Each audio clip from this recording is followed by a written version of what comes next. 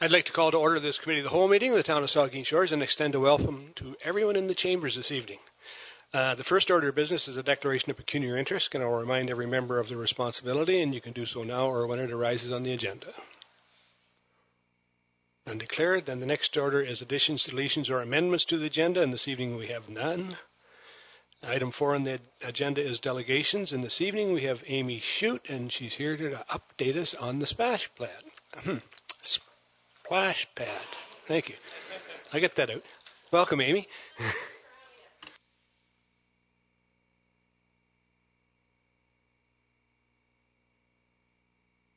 Now, I have an image to show too during this presentation, so did it get submitted? Did you see that?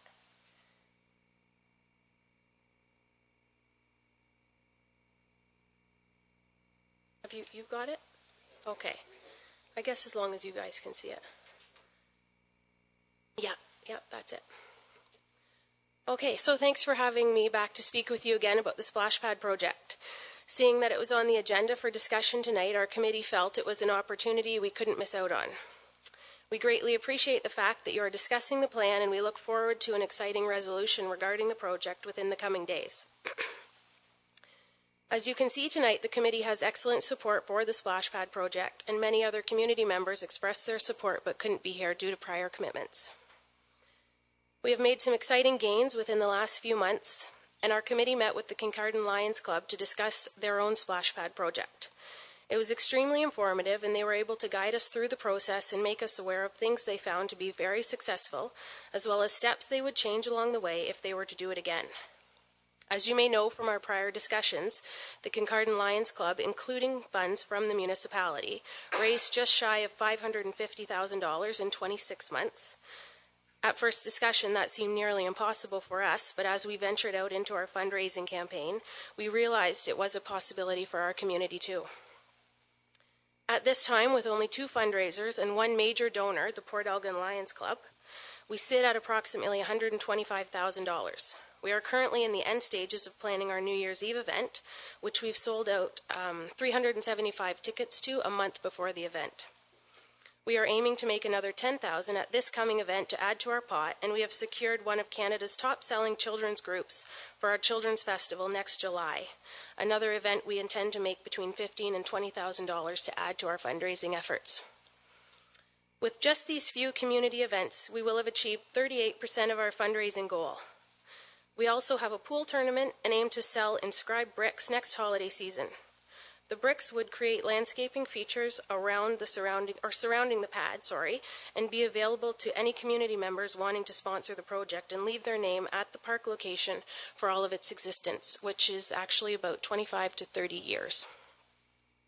Now let me show you, well, that was the plan. I wanted to show you what we were working hard towards. If you want to look at image 1, councillors, and I can submit this to the newspaper, any media outlets that want it tomorrow. This image has been created for our committee by Open Space Solutions in Waterloo, a company the municipality is familiar with, as it also created the design for Jubilee Park in Southampton. It is a 500 square meter splash pad with 20 different water features to entertain a variety of ages and abilities. The design is based on a $400,000 budget and includes a recirculating water system, often warmer than the non-recirculating style pads, and also excellent for the environment. This pad operates on a sensor system only running when children are using the facility. Open Space Solutions works with local contractors, allowing for the money generated through the project to remain in the community.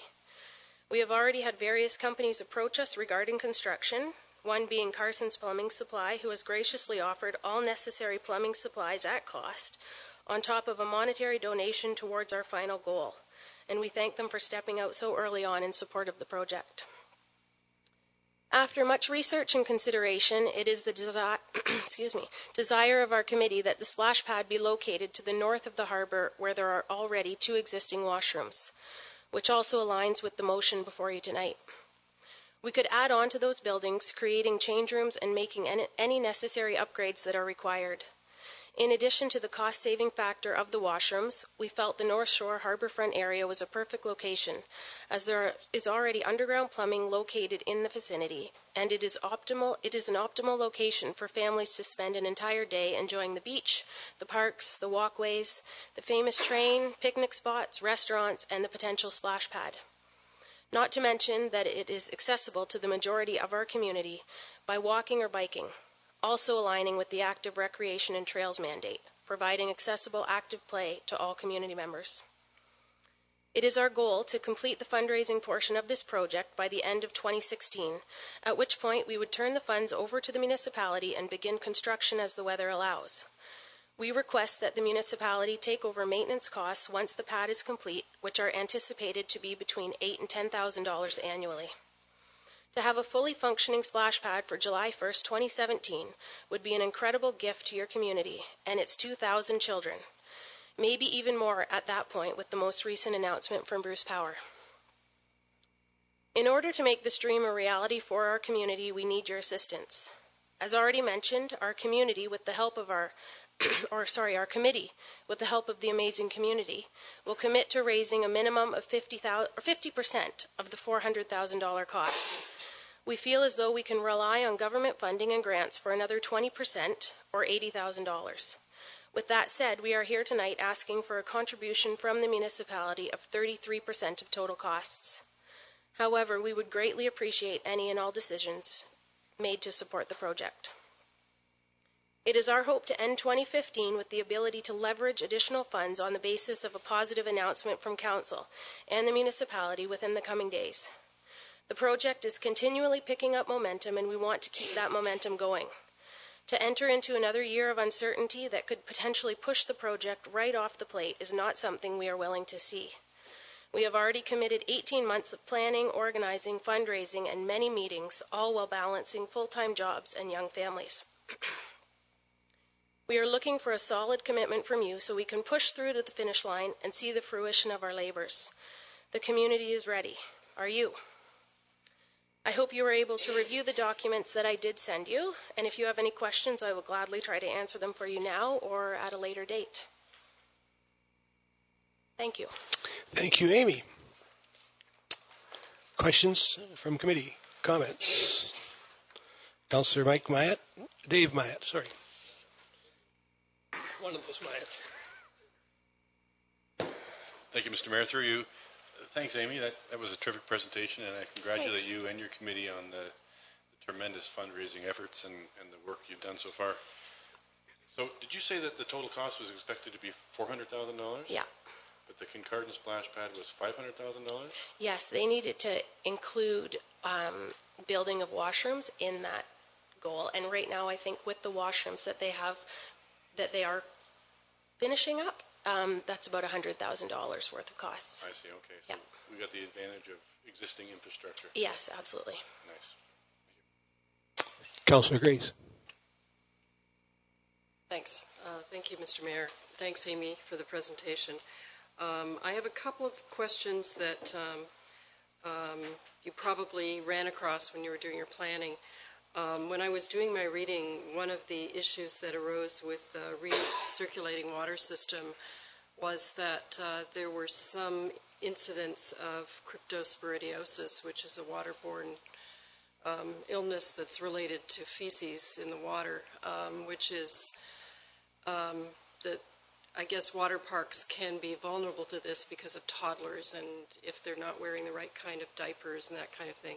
So I do have a real concern about our liability as a municipality in terms of operating the splash pad, and whether you've taken into consideration in the projected operating costs how much our insurance would be to cover that, whether you've looked into issues of provincial regulations in terms of sanitation that kind of thing. Yeah, with regards to insurance costs, I'm not actually sure how great that would increase the cost for the municipality, but water treatment systems are now designed to deal with crypto, so 99.8% of the bacteria that is created and run through the recirculating style drums is hit with an initial chemical boom of uric acid and chlorine, and that kills 99.8% of the bacteria. The remaining bacteria that survives that initial chemical hit runs through an ultraviolet system before it's distributed to the pad. So that was something that we needed to worry about when recirculating style pads first came onto the scene, but now with crypto being a problem and new technologies balancing that problem, we don't really need to worry about that anymore. Splash pads are very safe, very, very sanitary. Okay. Just related to that, in terms of, if I could ask just a couple more questions about, one of the things I was reading about were that actually some places, now this was in Michigan, but it wasn't in Ontario that I read anything about this, but they were concerned about supervision to make sure that kids had the proper kind of diapers on and stuff, which would obviously add to the operating costs. What does your research tell you about that? Well, in Ontario, there are actually no standards. There are only guidelines. So there's no supervision required in the Ontario guidelines for splash pads. It's really important to post rules and regulations, obviously, and educate the visitors to the splash pad and the community just about proper splash pad hygiene, but there's no supervision required with the Ontario guidelines. Okay, and then my last question is about where you'd like to have this placed in the north end of the harbor, where we have a lot of geese. And unfortunately, they seem to like that area and flock to that area, I guess you could say. And I know just from doing some reading about sources of E. coli on the eastern shore of Lake Huron, bird feces is a large source of that. So, I mean, I'm not sure if that's something that occurred to you at all when you were choosing that location. Yeah, actually it did. As a committee, we had discussed that. We tend to think that the geese are there because there's nothing else there. Mm-hmm. So they're sitting there because it's a nice open space right beside the water. Where my house is now, there used to be a lot of geese sitting there as well. I don't have any geese in my yard ever, and I'm happy about it. But I don't think once we build something, some type of infrastructure, I don't think we need to be concerned about the geese continually coming back. I think they'll find somewhere else to go where they're not bothered by groups of hundreds of little children. And spraying in water jets. Yeah. Thank you. Sure. Other comments? Councilor Minaj. Thank you, Mr. Mayor. I think it's a comment, really. It's about an organization, a committee, and with your leadership, Amy, it's my pleasure to know you and to grow this community with you and your committee, and certainly to have somebody come forward with 50% of a fundraising total is special and something we should take note of, and I hope to speak to it longer at the motion time. Thank you, Mr. Mayor. Further comments? Thank you very much, Amy. I and I want to say one comment. I mean, a number of great initiatives in this community have started with people and not at council. And I really admire you and your committee and your group of people for doing that, because I think you look around, those are the things that build our community and great success, because it tells you from the people in the community really what we want. And I really admire what you're doing and look forward to this project. Well, thank you. Thanks for having us. We look forward to discussion.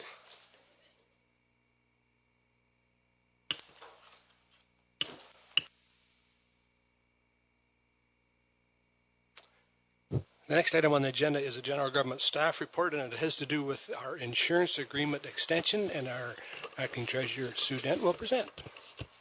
Thank you, Mr. Mayor. Our last insurance agreement was signed in 2011 upon the completion of an RFP that was awarded to Jardine Lloyd Thompson Canada. and it was for a 3-year term that ended January 1st, 2015. This time last year, Council approved a 1-year extension that expires on January 1st, 2016.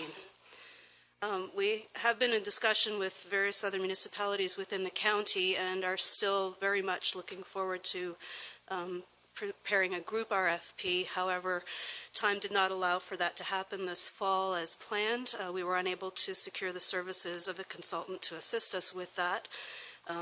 They are still interested, excuse me, in looking at that group RFP, and we are hopeful by starting earlier in 2016 that we will be able to finalize that for the next insurance year. In the meantime, we have asked Jardine Lloyd Thompson for a 1-year extension to our current contract, which would take us to the beginning of 2017. The summary of the proposal that we received from them is attached. It represents an increase over 2015 of 6.35%. That is lower than the increase that we saw in 2015, and we have provided sufficient funds in the operating budget to cover that increase for 2016. Thank you, Sue.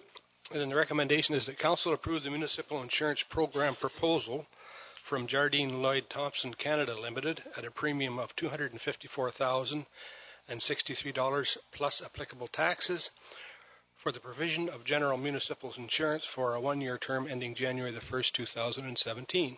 Questions, comments? Councillor Grease.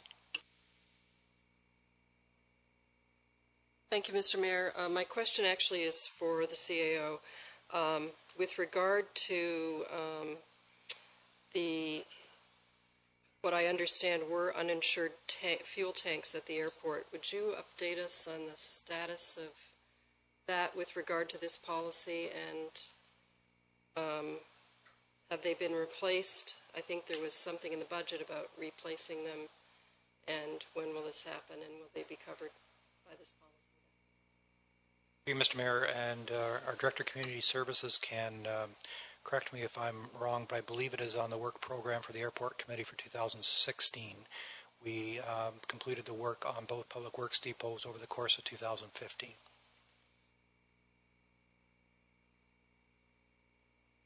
To finish up, so then once that work is completed, then they will be, the airport fuel tanks will be insurable? Correct. Thank you.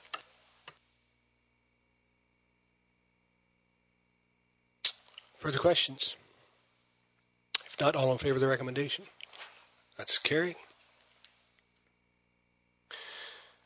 The next item on the agenda is a general government staff report, and it has to do with 484 Eckford Avenue, the sale of land and encroachment agreement, and our clerk, Linda White, will present. Thank you.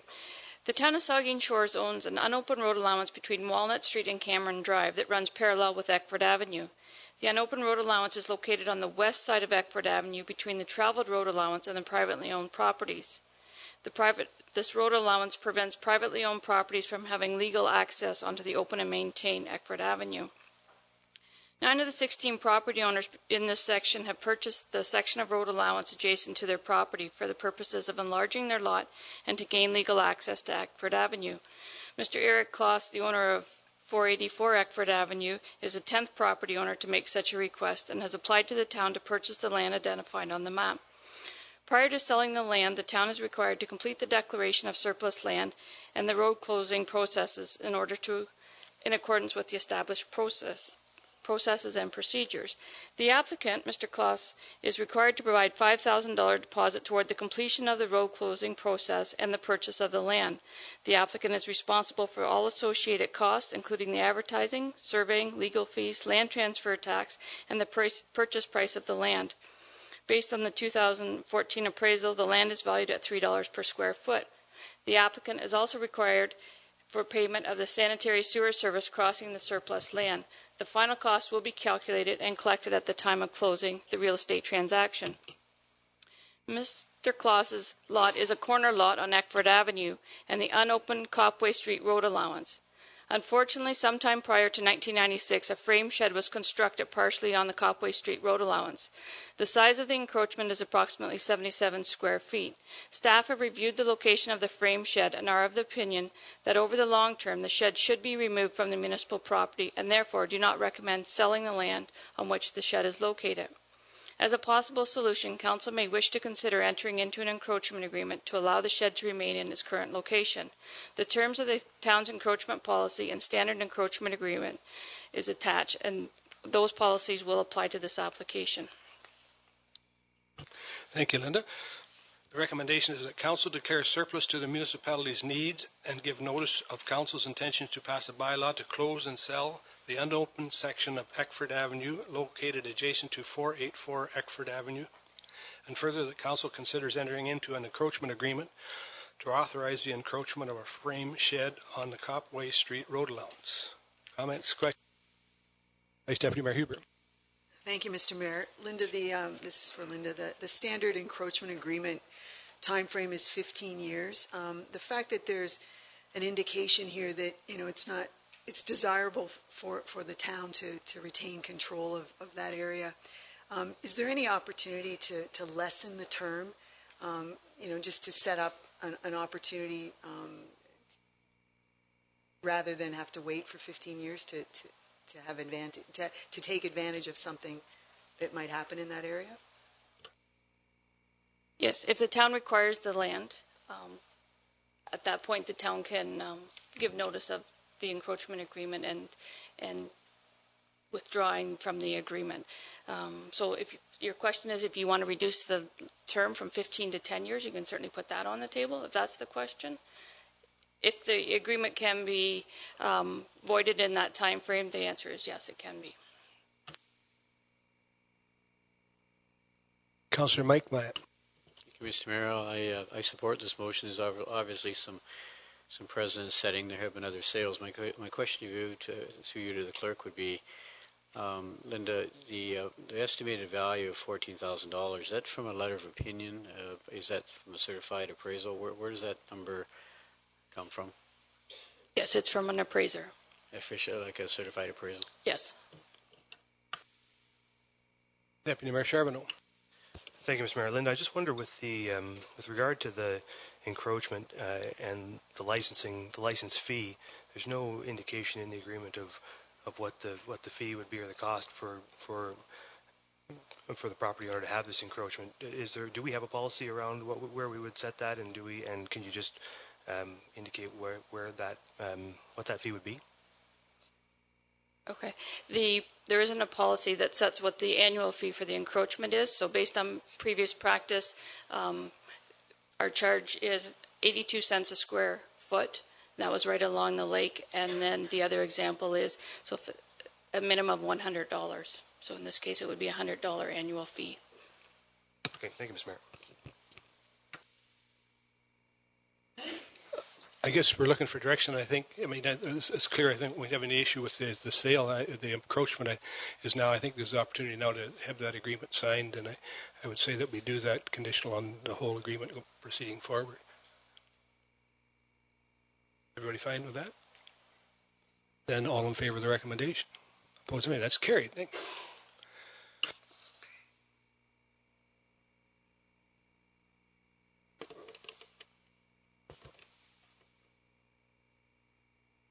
The next item on the agenda is a staff report, and it has to do with sidewalk, patio, and sideway cafe encroachment policy. And our Manager of Development Services, Bart Toby, will present. Thank you, Mr. Mayor. As Saugeen Shores has invested in the downtown revitalization over the past several years, the town has progressively expanded its economic development profile with targeted, efficient, meaningful projects and programs to support landowners and businesses and increase the economic potential of the downtown Southampton and Port Elgin. As part of this effort, the town has continued the Port Elgin and Southampton BIAs to update and improve our sidewalk patio and sidewalk cafe encroachment policy. This policy provides restaurant owners the opportunity to increase traffic and use of adjacent spaces to provide food services.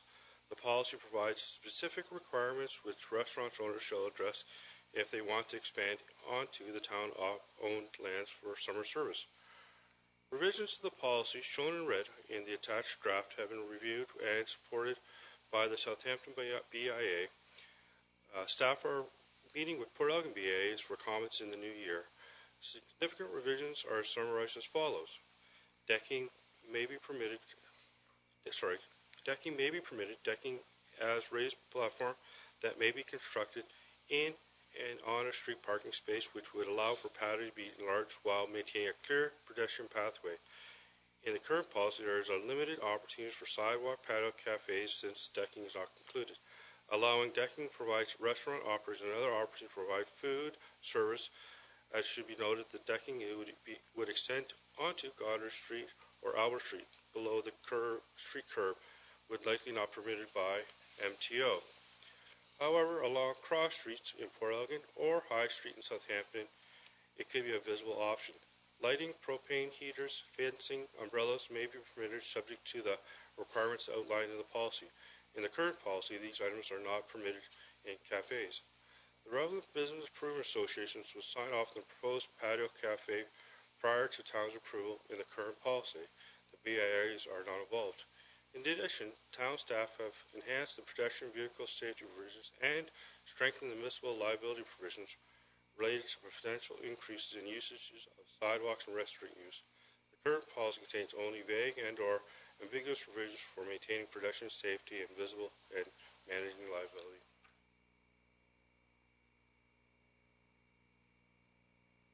Okay, Bart, thanks. There's a recommendation here, but I understand that the BIA would like another opportunity to speak to this or comment on this, and perhaps you can maybe brief us on that. Yes, the Port Elgin BIA would like to still meet with the town and have another conversation regarding encapsulating this policy. Okay, I think then I'm going. Okay, I think it probably just this is a comment. I think it would be probably appropriate that we refer this back to BIA for further input before we make a decision on it this evening. Councillor Minaj. I'm happy with that, Mr. Mayor. But I think that we shouldn't even begin to go forward with revising or revisiting or approving this until we get that statement into a piece of fact. The statement reads, it should be noted that decking, which would extend on, and I'm talking about Port Elgin because I think Port Elgin has, Goddard Street has the Highway 21 aspect of it, more so than we have in Southampton, but it's still there. It's still Highway 21 going through the middle of two communities, and it says they would likely not be permitted by the Ministry of Transportation. I think we have to move that statement to a statement of fact that says we have a legal opinion by the MTO that says yes or no. Thank you. I think we can add that to the referral. Deputy Mayor Charbonneau. Thank you, Mr. Mayor. And I also support the idea of going back to the BIAs with this, or to the Port Elgin BIA.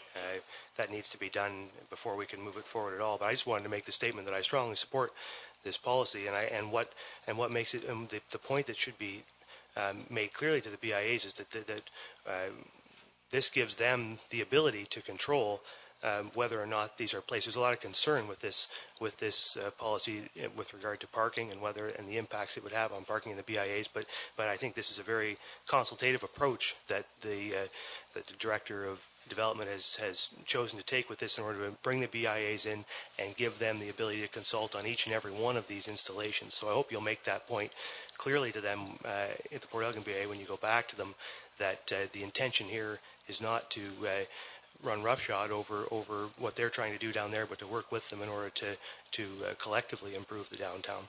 Thank you, Mr. Mayor. So I would ask that when you move that we refer back then? Yeah, so moved, Mr. Mayor. And would you second, Neil? I will. Sure. Okay, a comment then. Thank you, Mr. Mayor. I'd like to just take it in a slightly different direction, but a related thing. This is fine to represent sidewalk cafes and sidewalk patios encroaching on municipally owned lands. I think there's some issues that I would appreciate if this kind of an encroachment policy picked up on the fact that there are a number of businesses, very viable businesses, that have invested heavily in the downtown areas of both communities that are requiring some assistance with encroachment opportunities to create ramps into their buildings.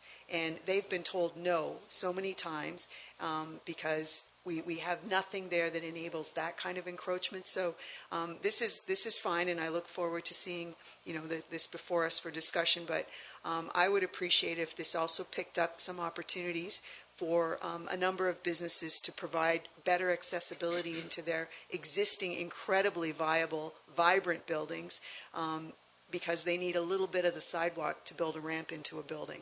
So, this is fine for what it is, but there's another encroachment issue that it would be nice if this policy picked up on that as well. Thank you. Thank you. There's no, Councillor Grace. Mr. Mayor, I have a question for Bart. One of the provisions in the policy, proposed policy, says that a sidewalk cafe may have food service on the sidewalk, however, shall not be licensed to serve or consume liquor. Is that the current policy? Yes, I believe that is the current policy. Is that For a cafe. for a cafe? For a cafe. So there's a patio and a cafe, and the two of them are treated slightly different underneath the existing bylaw. Okay. And I'm just thinking, does that apply to a restaurant that has a liquor license as well? If they're going for the cafe portion, yes. As long as they're on the sidewalk, liquor is not allowed. Okay, thank you. Unless they're going for a patio.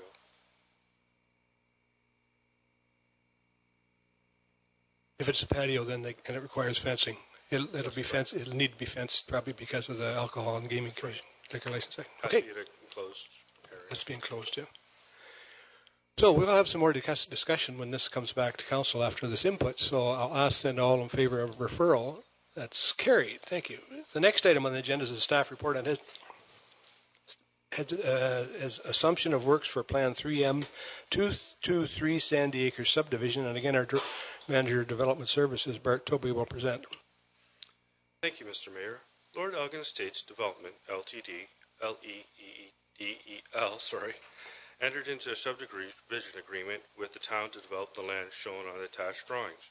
The agreement authorizes LEEDL to construct and install works as required for the subdivision of 18 single detached dwelling lots. While allowing LEEDL to construct the subdivision, the agreement also required the developer to maintain all constructed work and ensure all lots were developed in accordance with the town requirements. Per the terms of the agreement, LEEDL has provided the appropriate documentation to demonstrate all subdivision work has been completed, except as noted herein, that has been constructed, maintained, and repaired in accordance with the agreement. Staff reviewed the submission and recommend that the subdivision work may be assumed, provide the town retain a 1-year sufficient security to allow for adequate inspection and monitoring and replacement of, if necessary, a portion of asphalt recently replaced in the vicinity of Lot 14. Thank you, Bart. Then the recommendation is that council consider a bylaw to assume all works within plan of subdivision 3M-223. Comments, questions? All in favor? That's carried. Opposed, if any. So the next item on the agenda is assumption of works for Plan 3M-212 Fenton Drive subdivision. Again, our Manager of Development Services will present. Thank you, Mr. Mayor. Lord Elgin Estates Development Limited, LEEDL, entered into a subdivision agreement with the town to develop land shown on the attached drawing. The agreement authorized LEEDL to construct and install works required for a subdivision for 9 single detached dwelling lots. While allowing LEEDL to construct the subdivision, the agreement also required the developer to maintain all constructed works and ensure that all lots were developed in accordance with town requirements. Per terms of the agreement, LEEDL has provided the appropriate documentation to demonstrate the subdivision works have been constructed, maintained, and repaired in accordance with the agreement. Staff will review the submission and recommend assumption.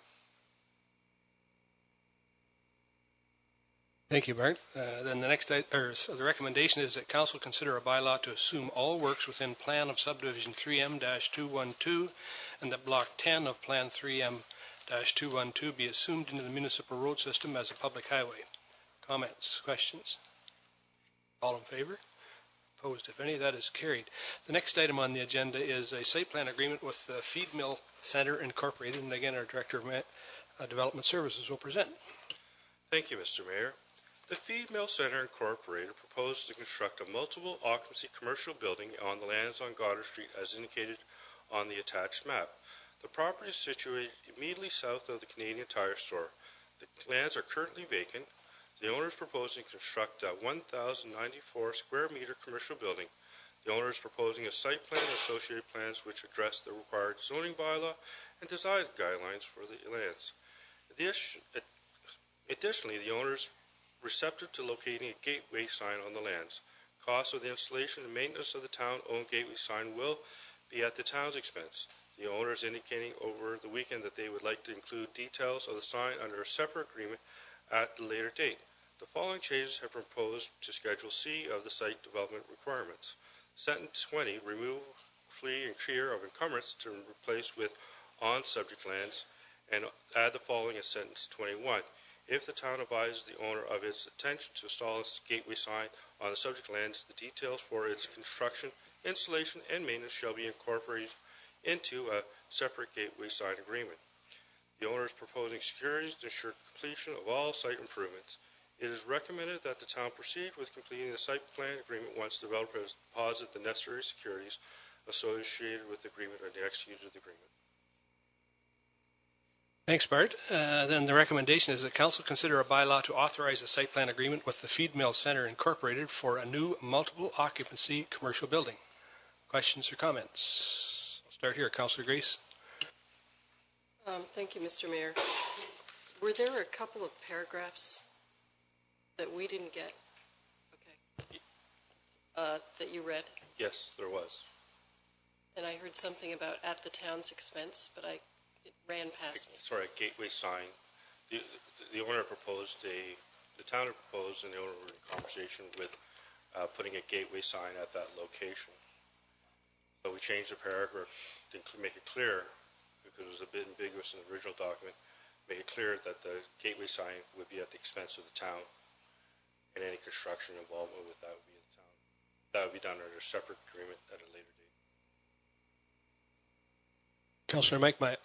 Thank you, Mr. Mayor. This is really a good news story to have that land developed in behind Tim Hortons, a Canadian Tire. That property has been sitting vacant for a long time. And so that's a good news story. And it's even better that I hear about the Feed Mill Incorporated, Center Incorporated, Bart.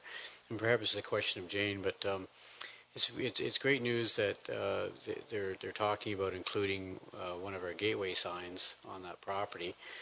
We haven't had gateway signs in Port Elgin for a good number of years, so it's nice we're proceeding with that. And I guess my question would be then, in that agreement that's coming back pertaining to allowing the town to put our gateway sign on their property, that would be an agreement. What if, that land perhaps was not developed for another 5 years? Are staff still going to continue to look at alternate sites for the gateway sign, like maybe further south towards Kincardine, or is this just kind of a wait and see how quickly the land gets developed? What's your opinion on that? The site has not been determined for the gateway sign, and until the site is actually determined, then it will always be open for discussion.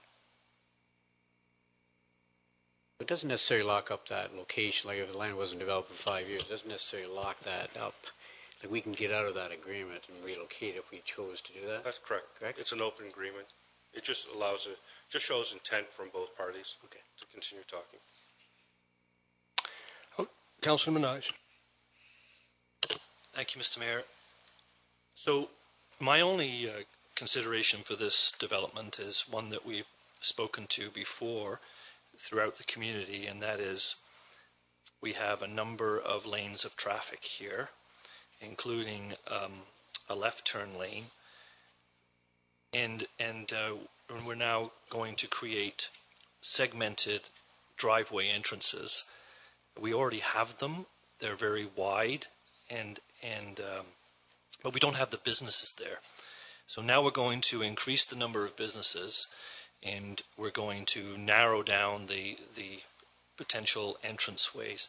I'm wondering if this was an opportunity, or this is an opportunity for us to create an internal driveway with a single vehicular access in and out, and possibly push the traffic to a different location rather than having them cross the 4 lanes on a regular basis to get to those businesses. And if it isn't, it's something I'm thinking about. We've talked about it before. We've talked about it for tens of years, about traffic control. In fact, the ministry has told us to talk about it and to understand it, that they don't want all the driveway entrances onto Highway 21. They wanted more control. So are we talking about it still today? Was it discussed? Has it seeped through the cracks, or is it still open for discussion? I think we're always aware of that, and I know staff are, but I think that the issue with this is a separate piece of property. So they have an entrance, and they're entitled to that entrance now. So I don't know. I think if you're talking about sending it down to some other privately owned piece of property, then that's not something that I think you're going to be very successful with, for sure. Do you want to speak to it, Nick? There was some dialogue with our public works staff with respect to the entrance, and it is positioned from their perspective in the most optimal way to take advantage of the distances to the signalized intersection. It is a 5-lane cross-section there, and there is considerably more capacity on Goderich Street than exists today, so I don't think from a technical perspective there's any concern with the proposed location where it is. Okay. Thank you, Mr. Mayor. So the neighboring property to the south is going to be developed one day and redeveloped, and it has a driveway also. So the risk is that if we keep building these driveways one on top of each other, we have left-turning traffic and right-turning traffic meeting and crashing into each other. So I disagree that we don't take this into consideration and we don't encourage some sort of system on the town-owned portion of the lands to control traffic better. Thank you. Okay. Vice Deputy Mayor Huber. Thank you, Mr. Mayor. I wanted to just ask for an explanation or perhaps a description. This is one of the few times, or perhaps the only time, I've ever seen in a site plan something referred to as a deep stone storage gallery. I'm assuming that this is something to do with drainage. Could you just make a comment that because this abuts residential areas, is this something that will take care of any existing issues or prevent future issues because of an asphalt parking lot there that would shoot water perhaps in a specific direction?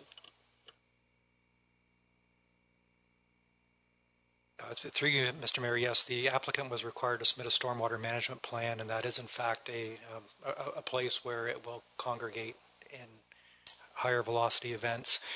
There was a lot of work done to make sure that the ditch system will work, and you'll note that it is fenced between that particular piece of infrastructure and the property to the east.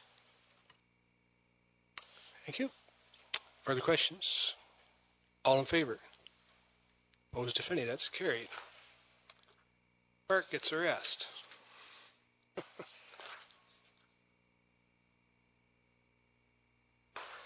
The next item on the agenda is Community Services, Parks and Recreation Staff Report, and it has to do with the Harbor Light lease agreement, and our Director of Community Services, Jane Jagielewski, will present. Thank you. The town of Saugeen Shores currently leases the land on which the Harbor Light is located from Department of Fisheries and Oceans and subleases to Tom and Joan Johnston for the Harbor Light restaurant. Since the mid-1980s, the Harbor Light restaurant patrons have been utilizing the washroom facilities adjacent to the Harbor office. As part of the previous agreement negotiated with the proprietor, several improvements were agreed to be finished prior to the expiry of the current agreement, which is December 31st of this year. All items have been completed with the exception of the washroom construction for patrons of the Harbor Light. Tom and Joan Johnson have indicated that due to personal matters, they have not had the opportunity to complete the washrooms. They are requesting to have an extension of 10 years and that the building of the washroom be put on hold until after the construction is completed along the harbor wall, which should be next fall. The Waterfront Advisory Committee is of the opinion that a one-year lease agreement should be provided that ensures drawings of the washrooms is received within the first 6 months of 2016 and construction is completed during the last 6 months of 2016. Once the washrooms are completed, then staff could enter into negotiations with Mr. and Mrs. Johnston for a longer-term agreement, and I've indicated the financial impact.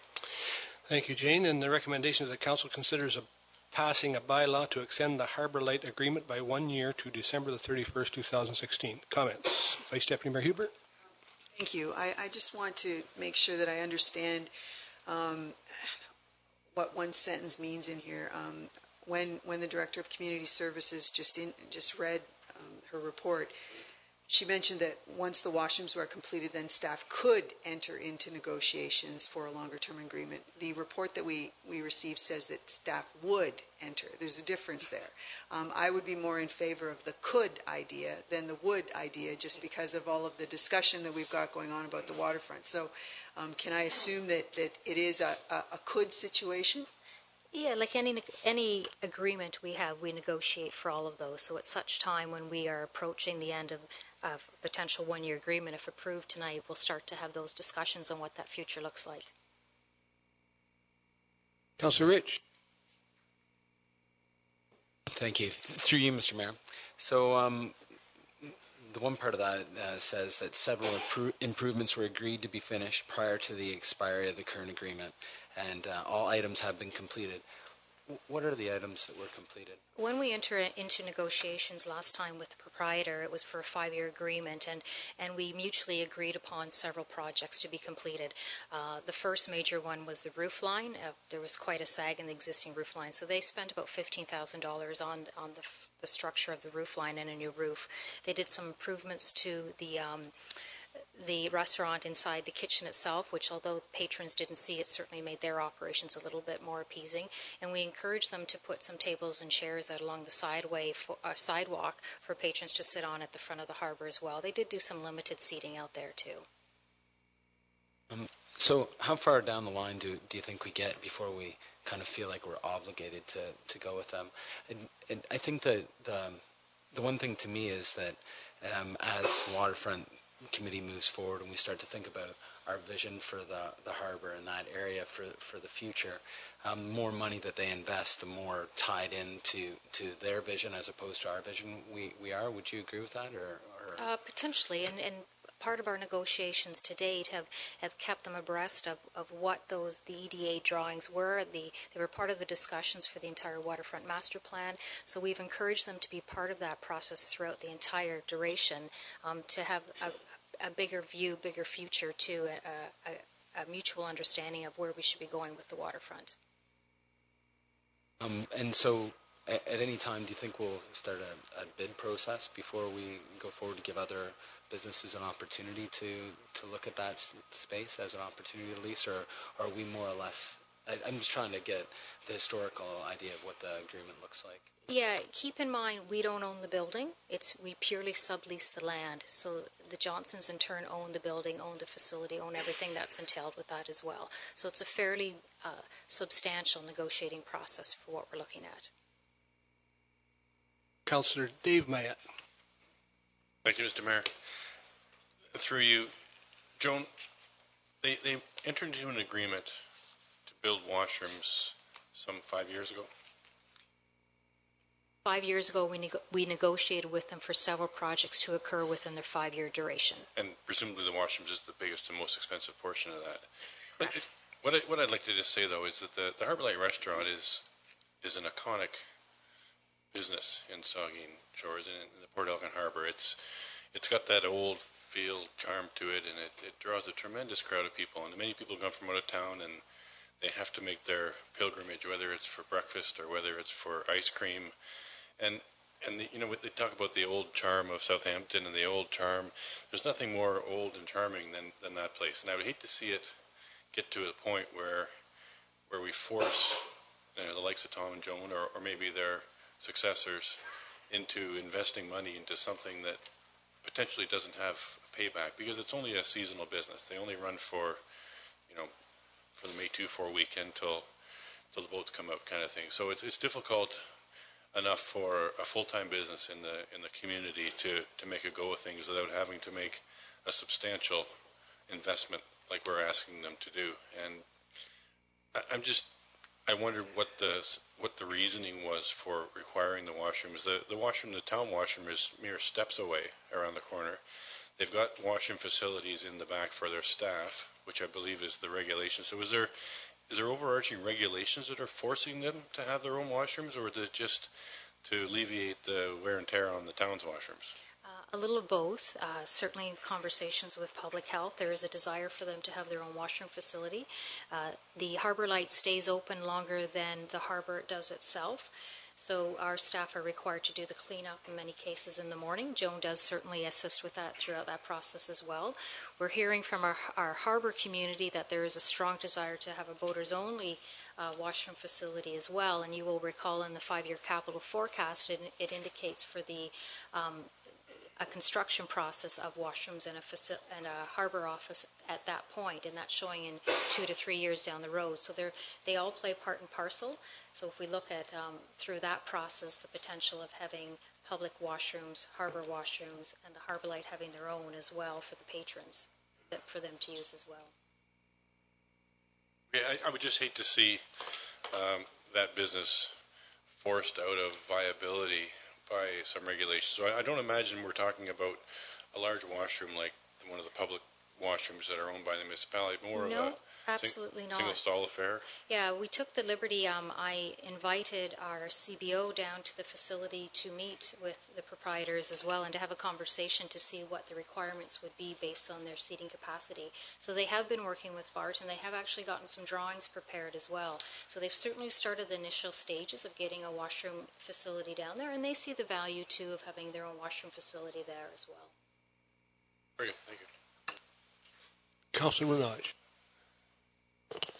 Well, I kind of agree too that we should revisit the waterfront master plan and bring it back again, Jane, please, and look at all of the proposed improvements for that area that would take that quaint old building and repurpose it.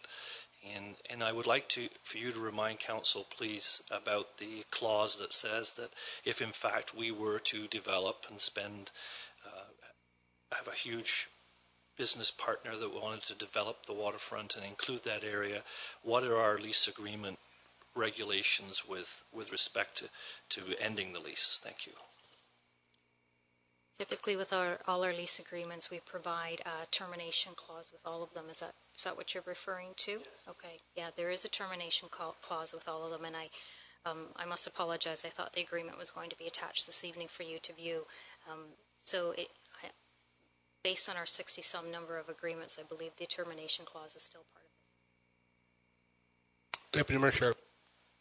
Thank you, Mr. Mayor. Can I just change the tone of this conversation a little bit? I think that we have the potential, a tremendous opportunity to strengthen this business, as well as every other business at the waterfront, if we, through the course of our budgeting process, if we choose to invest the way that the budget envisions at this moment in the waterfront. And I think that this 1-year lease agreement is a good fit for that. We're going to spend this year, I hope, we're going to spend this year planning, putting some final detailed plans around things we're going to do in that area, and hammer that out. And hopefully by the time that 1-year lease is up, we're going to have a pretty good idea where we're heading down there, and we can work together with the Johnsons to improve their opportunities and make that a much more viable area to do business in and everywhere else. So I think it's a real positive thing, both for the town and for the Johnsons, and for every business down there, the way we're headed.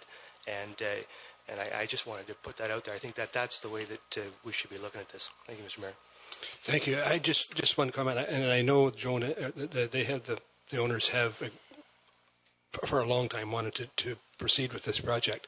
Part of the uncertainty you put on owners when you only get the 1-year lease is, why would I invest if I'm only going to get a 1 year? I mean, you put a cloud on the whole business, and I think if you could say to them that we'll give you a long-term lease, I think you're much more likely to see these things happen if you can have them in there. But I mean, who invests a whole bunch of money with the uncertainty of 1 year? Not very many people. In any case, I think the recommendation is fine, and I suspect we'll get to what we want with it. I know they're anxious to move forward with it, and I'll call the question. All in favor of the recommendation? Opposed, if any? That's carried. The next item is, again, it's a release renewal, and it's for Gord's Pro Shop and Imprint. And again, our Director of Community Services, Jane, will present. Yeah, it's a pretty straightforward report here to renew the lease agreement with Gord's Pro Shop here at the Plex. It expires at the end of this year, and we'd like to enter into a 3-year agreement with Gord.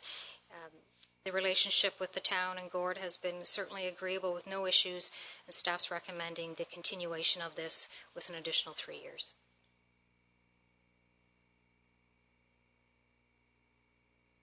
Thank you, Jane. And the recommendation is that Council considers a bylaw to approve the renewal of the lease agreement for Gord's Pro Shop and Imprints for a 3-year term to end on December the 31st, 2018. Questions or comments? Councillor Mike Myatt. Thank you, Mr. Mayor. I will be supporting this recommendation. I think one of the nice things about that Gord's Pro Shop agreement is that, I mean, he's been running that service and running it very, very well for a long time, and I know Gord Lamont ran it for many, many years, and I think there's other employees running it now. But one of the nice things about I know it's not a lot of money, this agreement, I think it's $1,500, but one thing they do provide is kind of like a reception almost when staff aren't immediately available in the lobby of the Plex, and it's a skate sharpening business. They got to make their money over a 6-month period, obviously. But they provide nice little. I've seen it many times in the lobby where the patrons come from outside and they go up to the pro shop. The staff members not around. They're kind of almost like a reception to the building and receptionists. So I think it's not a lot of money and that lease, but I think it's really a solid agreement, and I commend Gord's Pro Shop for the service they provide to the Plex for sure. Thank you, Councillor Myatt. And if there's no other, all in favor? Opposed, if any, that is carried.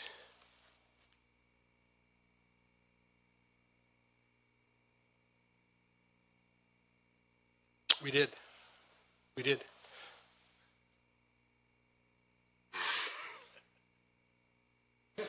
You put your hand up. There was a lot of discussion, and then I was silent, and I called the question. Maybe your hand went up anyway. Oh, good. So the next item on the agenda is Protective Services. It's a staff report, and it has to do with the sale of existing fire apparatus, and our Fire Chief, Phil Eagleson, will present. Thank you, Mr. Mayor. As Council is aware, the Fire Department has been closely reviewing its future fleet needs with the objective of maximizing value and minimizing our ongoing apparatus costs. This initiative resulted in the purchase of a new aerial device in 2015 that replaced 2 existing units previously in service. In the past 9 years, the Fire Department has implemented an accelerated apparatus replacement schedule of 1 apparatus every 2 years, and the summary is included. Previous and present councils have allowed staff latitude to source the most cost-effective solutions to apparatus replacement. By purchasing stock or used demonstrator apparatus, our department has been successful in reducing the overall size of the fleet, modernizing it while minimizing the impact to the fleet replacement reserve. These unique purchases are always time sensitive and only successful when staff are allowed to act quickly and secure a purchase agreement. The cost efficiencies of these purchases have recently become evident, and the Fire Department is currently in an advantageous position to profit from the sale of a used fire truck. Owen Sound has had some challenges we all know about in the past 4 months, and they found themselves in a difficult position where they needed to borrow an apparatus. We were happy to be able to do that and lend them our backup apparatus known as Unit 6.2. It served them well, and they've returned it now.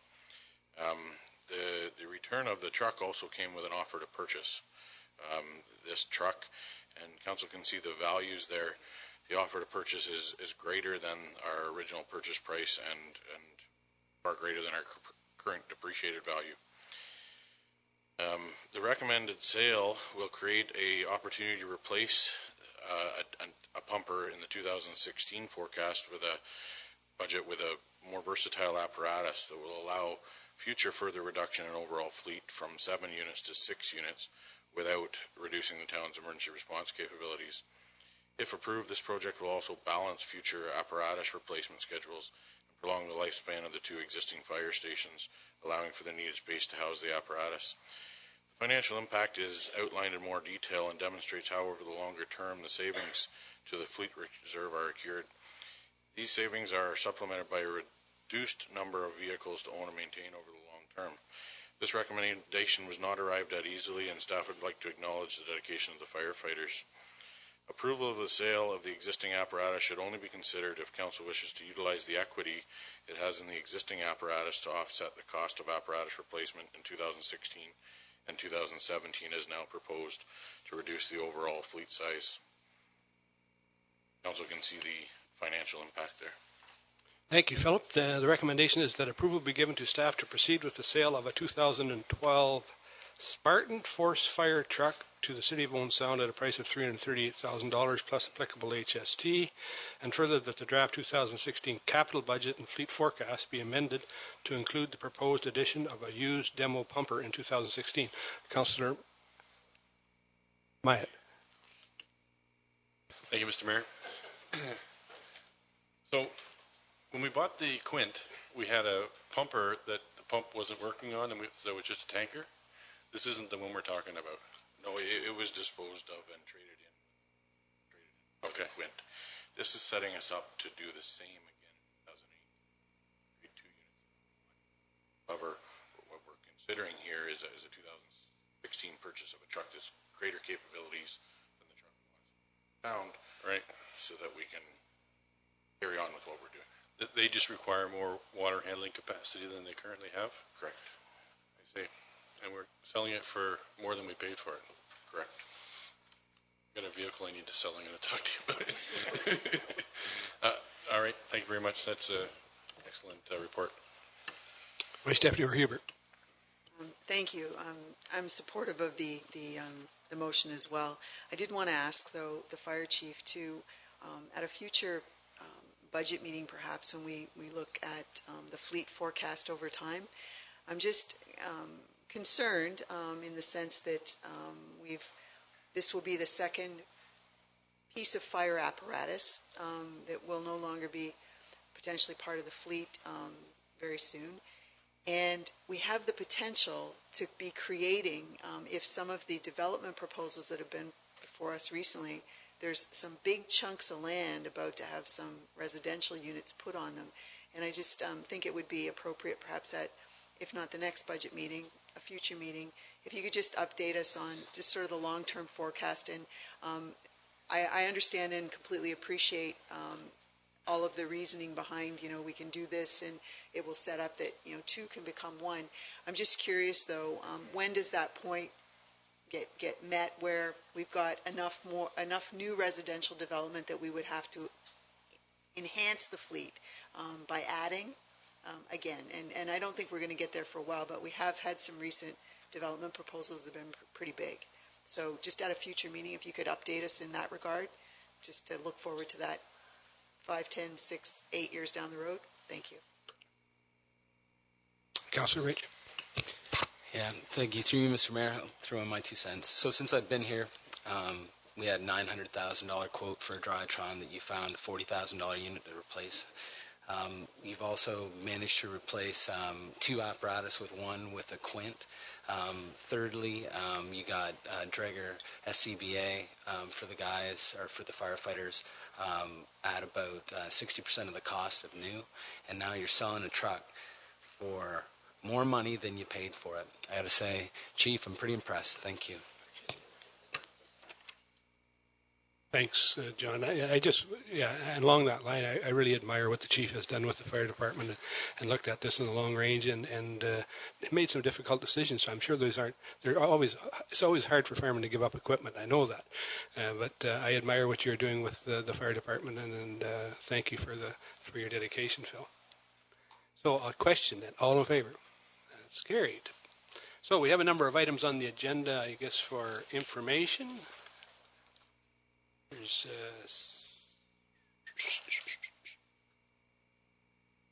start with Vice Deputy Mayor Hubert. Councillor Minaj has just whispered in my ear here that we go through them one at a time. So I have something about number 2, I guess. Anybody got number 1? Go ahead. We don't need to talk to all of them, but go ahead. Okay. I just was curious. There is a deadline here for applications for new Connecting Link programs. Can we just be reminded of what we're going after this time? Okay, I think we can get that from Public Works. I know that they are aware of this and have been speaking with the ministry, so they will have a project for us. Neil. Councillor Grays. Thank you, Mr. Mayor.